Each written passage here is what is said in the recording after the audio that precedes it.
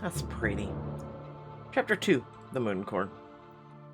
You're lying on a plush bed tangled in silk sheets that slide deliciously against your bare skin. The room is dark, foreign, lit only by a strip of silver moonlight from the grand window. But it feels like home. There is warmth beside you, comforting you. Oh, a cool hand strokes up your side, and you sigh in pleasure, turning to see Kieran. Yep, don't know when we got into bed together, but okay. His eyes are obsidian in the moonlight, fathomless pools threaten to drown you. His fingertips glide slowly up your bare chest to your neck, and you shiver beneath his touch. The sharp angles of his face could cut you, and yet you are drawn to him like a moth to the flame, knowing you will burn, and not caring at all. Why are you here? The Night Prince takes your chin in hand, his grip gentle yet firm, fingers like marble. Do you fear me, Hella? Am I afraid of you? A little. The corner of his mouth twitches into what could be either a grimace or a smirk and then is gone. Good. Come here. Your legs twine together beneath the silken sheets. You're so close. Kieran's breath seems to be your own, his heartbeat pounding in your chest. It's not close enough. An ache swells inside you like hunger, and a soft whimper escapes your lips. Kieran, please. His embrace pulls you flush against his body, every muscle taut and hard beneath his silken skin. You sigh, arms encircling Kieran's body to trail fingernails lightly down his back. He growls softly, one hand grasping the back of your neck in a grip like steel. Ella. Fear and wanting swirling together in a delicious dance, the moment drawing out into an eternity before you feel his tongue against your throat like a flame. Stars explode in your chest at the contact. Kieran's touch, electric and soft, frightening all at once. And you bolt upright, gasping for breath, heart still pounding like a runaway horse. It was just a dream. You blink, realizing that despite waking from your dream, your surroundings are still quite strange. A vine-shrouded chandelier paints the furnishings with its warm glow, rich fabric draped elegantly over dark, lustrous wood, the luxury of it all making your head spin. Where in the world am I? Certainly not in the village. A sharp rap sounds against the door, yanking your attention away from your lush surroundings. Oh, who is it? The door swings open and your calming pulse begins galloping anew at Prince Kieran's strides into the room, his dark eyes unreadable. I see you're finally awake. I am, but I'm not sure what's happening. How much do you remember? It takes you a moment to search your memories of the night before, finding them hazy and ethereal. A dark forest being chased in night by a winged beast, the warm, unearthly merriment of Fey revel. I remember dancing with Faye. I let them do my hair. You touch it gingerly, feeling the small blossoms beneath your fingers, reassuring you that all of it really did happen. You remember the Prince's radiance offering you a place in the sun court, and then, well, your hand flies up to your neck, feeling the silver pendant still around your throat. You claimed me. Good. You remember that part at least. You groan and rub at your forehead. I hardly remember anything. How did I get here? After I pulled you away from Radiance, I brought you back here in my carriage. You vaguely remember Kieran helping you up to the stone steps in the dark, leaving you here to pass out alone in the plush bed. Where exactly is here? This is my home, the Moon Palace. Alright, and why am I here? Because according to Fey law, you are bound to my service until the first day of spring. At that time, the crown will pass to the Sun Court for the season of rule, and you will be free to go. The first day of spring, but that's weeks away. What am I supposed to do until then? Make yourself useful and keep out of my way. His tone is cold, almost bored. Anger bubbles up inside you, making you brave. Is it so? And if I refuse? Kieran shrugs. Refuse whatever you wish, do whatever you wish, I don't care. You may do anything but leave. Fuming, you reach up to untie the charming placed around your neck last night, and find that you can't take it off. What is this, a shackle? A warning. Any Fae you meet will know you belong to the Moon Court. When your obligation is ended, I will remove it. Until then... How dare you? You barely see him move, and then Karen is suddenly standing beside the bed, looming over you with one hand braced on the headboard. Do not interrupt me again. This close, you can feel power rippling off of him like heat from a fire. For a moment, you can barely breathe, every instinct screaming at you to fight, to flee. Well, almost every instinct. You will not leave the castle grounds without my express permission. You will address me as Highness, Your Highness, or my Prince. You will stay out of my way. He runs one finger along the ribbon, then encircles your neck, your skin tingling at even the slight contact. And then he moves away, and the air returns to your lungs. More importantly, you will not leave the castle at night. That is, unless you wish to a certain winged beast to make a meal of you. He turns abruptly to go, paying you no more heed. He pauses at the door as if to add something more, but then scoffs and leaves. To hell with this. You wait until you hear his footsteps fade and then throw the bedclothes aside and make for the exit. Something tells me a magical barrier will stop your ass. You race down an empty staircase, winding through the series of oddly quiet halls, your heart racing. There, the door. You push open the heavy door and escape into the palace grounds, overgrown and long neglected. Only to find yourself stopped by wrought metal gates, locked up tight. No. You choke back a sob of frustration as you look around the stone wall surrounding the palace. Too smooth to climb. You're about to give in, to try anyway, when a cheerful voice calls out to you. There you are, dear. You turn, yelping as you see the owner of a voice headed towards you. A huge bear in a bonnet and dress, walking on her hind legs. Teddy Ruxby, is that you? I wondered if you'd be awake yet. Welcome to the Moon Palace. A bear. Did you just talk? The bear shows her teeth in what could almost be a gentle smile if she wasn't, well, a talking bear. Oh dear, I didn't know how little accustomed you were to the Fae. Why, yes, I am a talking bear. I assure you I am nothing to be frightened of. The bear's words are so sweet and gentle, you feel yourself absurdly calming, somewhat. Thank you. I suppose it's nice to meet you. My name is Ella. So happy to meet you as well. My name is Longclaw. I'm the housekeeper here at Moon Palace. She does a remarkably graceful curtsy. How does a bear become a housekeeper? Oh, I'm just like you, dear. Another stray adopted by the Moon Court. Come, let's get you dressed. Lots to do today. Longclaw coaxes you back to your room. Despite her frightful appearance, her warm presence is a comfort in this forbidding place. I'm not exactly a stray, you know. I have a home to return to. Longclaw pats your shoulder reassuringly.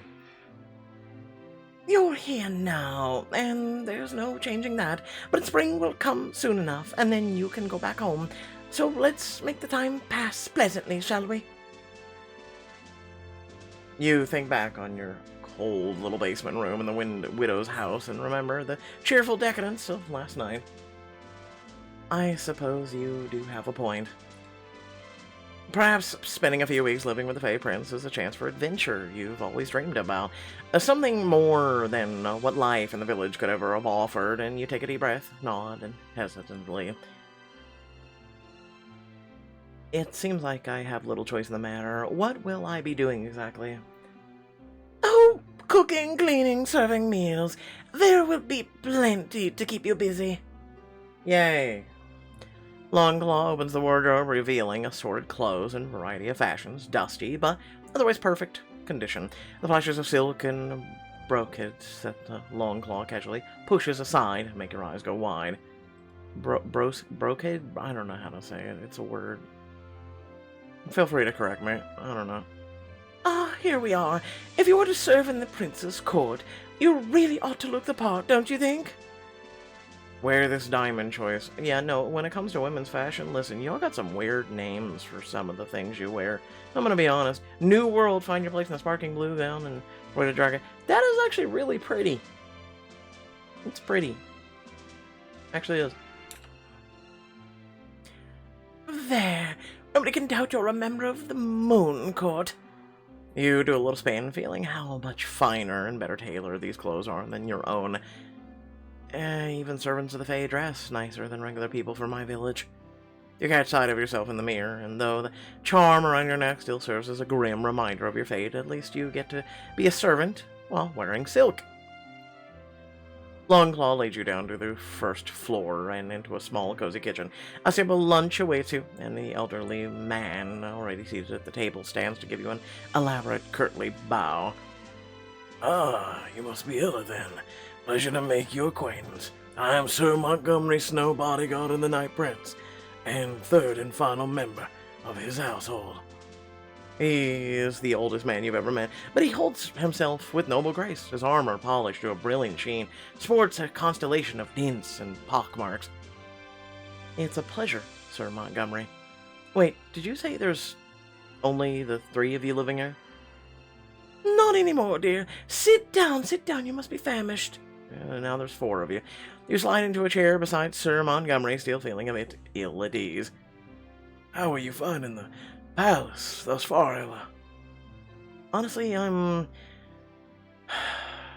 overwhelmed. There was always a part of me that thought the Fae stories were true, but now that I'm living in one, it almost is too much to take in. First I was being chased by a monster, now I'm magically bound to a Fae prince until spring. I don't know what to make of it all. Don't worry, dear. You're quite among friends now, and quite safe. And we shall both endeavor to help you stay, be pleasant as possible. It's been a long time since we've had company. He has a very white, hair. He's just very white, like Gandalf the White. A long time indeed. You let out a long sigh, emotions deflating beneath the weight of your strange situation. I suppose it's only for a few weeks. That's not so terribly long. Longclaw and Sir Montgomery exchange an uncomfortable look. What? Well, the tricky thing about all this is that time flows a bit oddly for mortals in the Fey lands. It's only a few weeks until spring, but to you, it may feel more like months or even years. Years? A wave of anger, fear, despair crashes into you, leaving you spinning in its wake. You let your face fall into your hands as your eyes burn with imminent tears. The warm weight of Longclaw's paw comes to rest on your shoulder, and you look up to see her, smiling kindly at you. Here, love. Come help me with these scones. I'm afraid I've gotten a late start today. Numbly, you stand and let her steer you over to a counter where a ball of pale dough sits beside an empty metal tray. If you could just divide the dough into 16 pieces and set them on the tray, that would be lovely. You nod slowly, rolling the dough into a log, just as you've done in the tavern kitchen hundreds of times. The familiar motion, like a balm, soothing the worst of your aching heart until you're able to think again. So is there no way to break Karen's claim on me? None that I can see, but I suggest talking to the prince more about it when he's in a good mood. Fey rules often seem strange, but when you are a race of powerful, long-lived beings, such rules are necessary so as not to tear each other apart. I suppose I can see that. Yeah, kind of like vampires. Taking a clean knife from its place above the counter, you cut the dough in half and cut those pieces in half again. This dough is sticking in the knife. Is there... You trail off as you see Longclaw staring quizzically at your work. Am I doing something wrong? Oh, not at all, dear. It's much easier to do it like this. She gestures, and a piece of dough rises from the counter as if on a string. Another gesture, and the dough splits itself neatly into 4 pieces. Oh. How did you do that? It's quite simple. You simply reach out with your magic and then lift the dough, and... She trails on, seemingly to realize who she's talking to, and scratches her shaggy head sheepishly. Oh dear, I'm always forgetting what mortals can and can't do. You're a magic bear. I want to hug you. I think I can manage with some flour.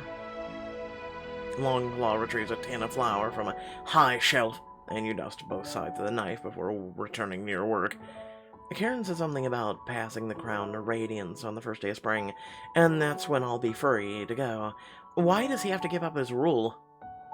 It's a tradition. The sun court rules over spring and summer, the moon court over fall and winter. I like moon court already. They like fall. I like spring, though, but I like fall more than all. And that rhymed. You know what? Damn it, I'm good. When the seasons change, the crown passes from one court to the other. This ensures that the world continues to cycle, day to night, summer to winter. Whoever wears the crown becomes ruler of all Fae for 2 seasons, then power shifts back again. So you're telling me Fae controls the seasons? It's not quite that simple, even though it is. They do not do it on purpose, as it were. Her long brown eyes look thoughtfully to the ceiling as she searches for a way to explain. Think of it as 2 courts representing great elemental forces. The interactions between them are what keep the forces in balance. Does that make sense? I liked my way. Not particularly. So, the Fae I met at the Revel were all members of the Sun Court. Why is it there are so many of them when... You gesture vaguely, indicating the all but abandoned palace around you. Sadly, while Prince Karen may currently be a ruler of all Fae, the Moon Court is very nearly extinct. I do say that may be why our dear Night Prince took the opportunity to snap you up. Longclaw nods, bending to remove a large roast from the oven. The Moon Court has always had a habit of taking in misfits, orphans, strays that have nowhere else to go. With a pang, you remember the days right after your parents died, the feeling of being all alone in the world. You said that before. How did you come to live here, Longclaw? How do you know so much about the Fae? I was Fae once, before I was cursed with this form. Listen, you were cursed with this form? You were cute. Truly, what happened? An accident. This land can be dangerous, unpredictable, even for one of the Fae. Longclaw delicately carved the roast into thin slices, her eyes looking at something very far away. I never realized Fae could be cursed too. I wonder how it happened. Let me guess, diamond choice? The Bear Maid. There was once a Fae maiden as gentle and sweet as she was lovely to look upon. She was destined to become the head of her family, but much to her elders' dismay, the maiden had no mind for politics. While her peers formed their tangled alliances, the maiden preferred the company of her house's servants. She loved helping cook and gardeners with their daily tasks, and was often caught with her silky sleeves rolled up, elbow deep in a flour bed or a bowl of bread dough. Much of all, she loved to spend time with her little brother and their young cousins, much preferring their innocent games to those of the court. One such day, as she watched over the children, her brother came running to her with hands full of bright berries he had found growing in the garden. Too late, the maiden discovered that the berry bush had been enchanted. Barely had the first bite touched her lips when the maiden found herself changing. Her graceful fingers became terrible claws, her smooth skin a coat of coarse, shaggy fur. Hearing the children's fearful cries, the maiden's own guards came running to find a massive bear standing over a pile of shredded clothes. Believing their lady to be dead, the guards charged the bear with blades drawn, terrified. She ran into the woods. For many years she stayed there, living as a beast, until the day she wandered by chance onto the grounds of the Moon Palace. Caring little about her fearsome shape, the Moon Court soon recognized the strength of her character and welcomed the maiden into their home, and there she has dwelled ever since. Oh, fairy tale stories are good. Throughout the story, you will have the chance to learn more about the magical world of the Fae by collecting storybook pages. These tales will help you learn about unique characters, creatures of this world, and give you a glimpse of the greatest stories behind the one you are living now. Collect them all to unlock a special bonus story at the end. Will it be about me? In before it is. Sir Montgomery reaches out, laying a comfort hand on Longclaw's back. She shakes her huge head ruefully. I miss my family terribly, but I have no wish for them to see me like this. Better they think me dead. I'm so sorry.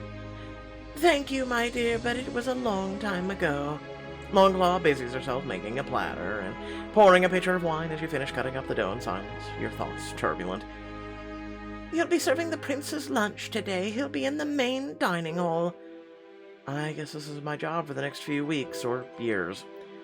You sigh resignedly, cleaning your hands in a basin before accepting the heavy platter. Oh, and be sure to stand by in case he wants anything more. Fine. In the dining hall, Karen sits alone at a long mahogany table that could easily seat 20. The room is opulent with a grand arched ceiling, but it reeks of melancholy and many decades of neglect.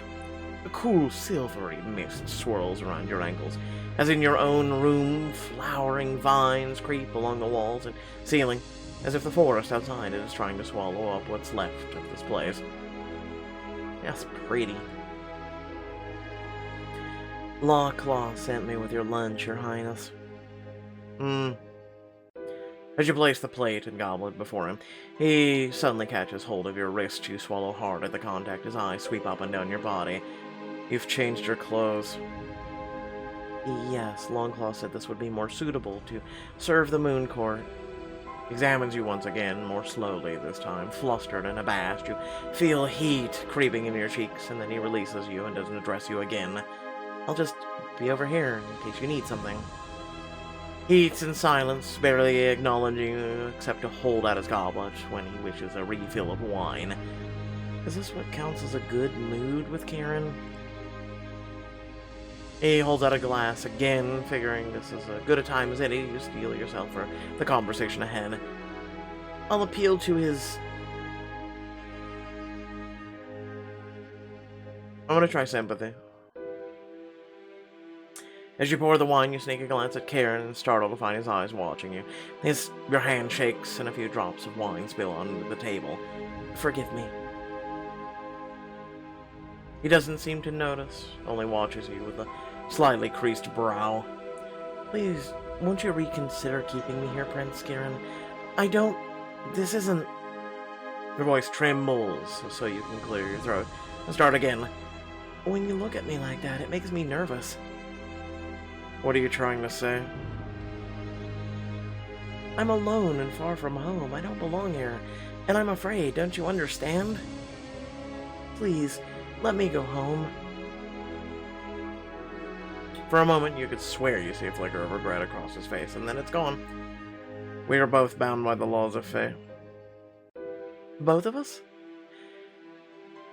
You were the one naive enough to enter the woods unprotected. Be glad I claimed you before someone worse snapped you up. There are Fae worse than you? He narrows his eyes in warning. Mortals who catch the eye of the wrong Fae have a bad habit of disappearing. Or worse. So you think you did me a favor? Karen fixes you with a heated look and doesn't answer. You grip the pitcher tight, wondering if you've pushed your luck too far. Still, you had no right to... Do you fear me? Yeah, I remember this one. Do you fear me, Ella? Karen, please. You drag yourself back to reality, your face flooding with sudden heat as you struggle to focus on what Karen is saying. It must be the Fey magic that makes it hard to look away from him. What am I doing? You force yourself to meet his eyes, feeling stripped bare by the intensity of the gaze. Believe me when I say that there are things outside this palace that you should fear far more than me. But this place need not be a prison, Ella. This palace is old, empty, but not completely without its comforts. There is warmth to be found here, pleasure, even, if you wish to look. You find yourself growing, distracted by the memory of being in bed beside him, remembering how his tongue felt against your skin. Your Highness, He leans forward as if drawn to you by some invisible force. His eyes flick down to your throat, lingering there for a moment before meeting yours again. For one wild moment, you wonder if he can see the dream echoes still swirl in your mind. See himself all tangled up with you in your moonlit bed. Or... Kieran suddenly shakes his head, pulling back again. You are welcome to sulk in your room until the equinox for all I care, but the laws are clear. You are bound to me until I give up the crown, which means you are my responsibility. You startle at the harshness of his voice, coming back to yourself with renewed anger. Your responsibility? I'm not some helpless lamb. No, you're worse. At least a lamb is destined to run away when it sees a wolf. Your blood rises at Karen's dismissive words. The part of you eager to give him a piece of your mind wars with the stirring of some other emotion you don't care to name. You consider the pitcher in your hand, pulse quickening as you let yourself imagine what might happen if you upturned it in his lap. Play the scene to experience the heat of his anger and choose fire options if you want him to get a little rough. Really?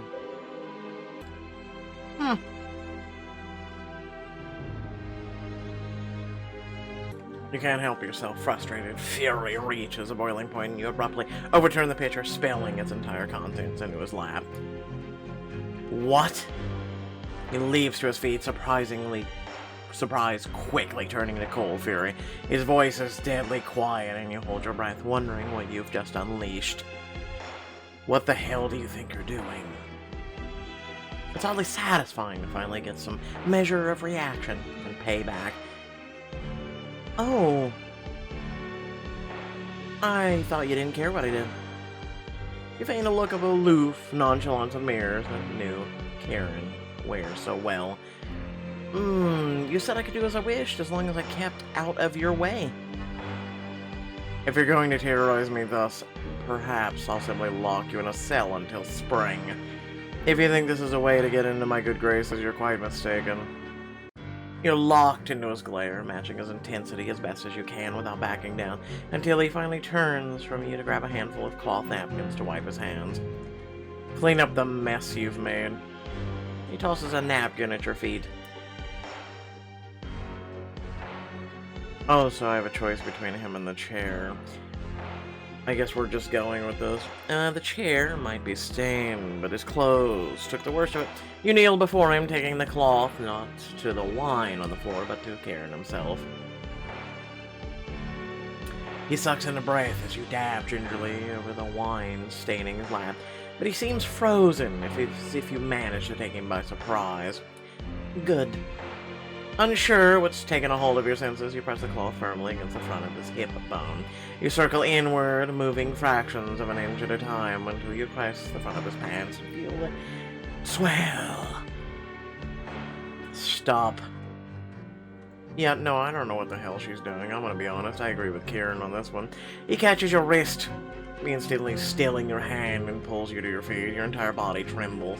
He searches your face for a moment as though trying to read something in it, and then abandons the effort with a scoff. You are a more troublesome mortal I've ever met. So then, what will you do about it?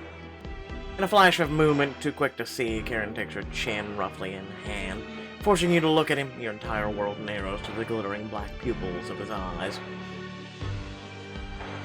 You can't help but recall a similar moment from your dream, and how it made you feel. Keep acting this way, and you will find out. The soft, menacing growl of his voice sends a thrill straight through you. Half fear, half pleasure, part of you does want to find out. You're a member of my household now, and I expect obedience. Is that clear? Locked in his gaze, as if ensorcelled, you can hardly dare to breathe, let alone come up with some witty retort. Yes, very clear, my prince. After an eternity, he releases you and stalks out of the dining room, leaving your heart racing and hands shriveling. Well, that was a lackluster diamond choice. That night, when the palace is eerily quiet and deathly still, you lie awake in your room. I wonder if everyone's asleep by now. You throw back the covers and pad softly at the door, fully dressed, easing it open. I don't care what that pompous creature says, he can't keep me here. Oh my god, first a minute ago you were wanting to... I'm just not even gonna... Nope, I'm not doing the pun. You move quietly through the corridors, heading to a small side door you noticed during the day. There's gotta be a way out. The door surprisingly gives way, and you tumble out into the moonlit garden. A chill breeze sweeps past as you step outside, swirling with tiny motes of light, and smelling the flowers and ancient earth, you shiver. check around the other side, since the front gate is closed. There's gotta be a way for servants to get in and out of the grounds. I just have to find it. You head to the back of the castle, hoping you find some less fortified exit. Instead, you find an overgrown garden. You squint, making out what looks like a smaller gate past the thicket of wild, neglected hedges. Please be unlocked. Suddenly, a shadow falls across your path, blocking out the light of the moon. On instinct, you throw yourself to the ground as massive wings beat the air to a maelstrom just above your head. Now it's the winged beast again. You scramble backward until the cold stone wall hits your back. The beast that haunts your nightmares spreads its monstrous wings, blocking you, fixing you with a murderous stare. No, please. Terrified, your plea comes out as a mere whimper. No one knows you're here. No one's coming to save you. The beast's cry pierces the frigid night air as it advances, trapping you with no escape. No. Trapped alone! Can you find a way to escape the winged beast once more? Really? That was it? That was it? Okay. 30 minutes for a chapter 2. And that was with all the diamond choices. I'm a bit shocked at that one. I'm gonna be honest with you.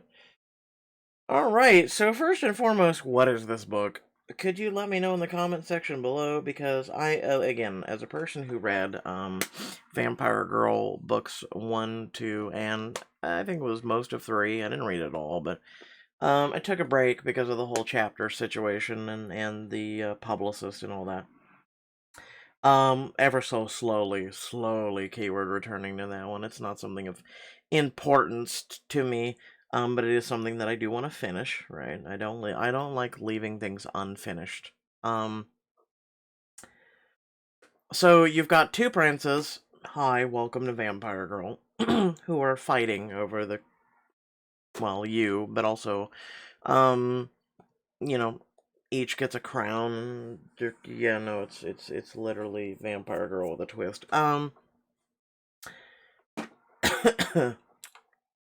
Sorry, I was coughing. And then you're kept there by Beast. That's it. A beast that something tells me has to do with the Night Prince as a whole, right? Because I don't think it has anything to do with the Sun Prince. So, or Radiance, may I say. Again, let me know what you think. Let me know what you think in the comment section below. You know what to do. It's on the screen. I'm sure you've heard me say it a million times. I'm going to go rest my throat now that I've done all the new chapters today. Thanks again for watching. Much love and appreciation, and I'll catch you all later. Peace out.